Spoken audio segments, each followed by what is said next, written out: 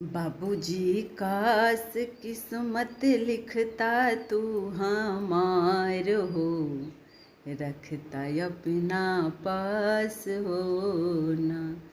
बाबूजी काश किस्मत लिखता तू हमार हो, रखता अपना पास हो ना।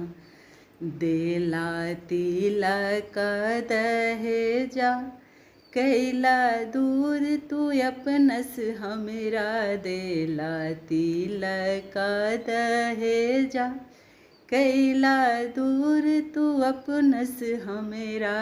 बाबू यहाँ नाही बूझे कोई परिवार हो, सब करैया पमान हो ना। बाबूजी कोई नाही समझै।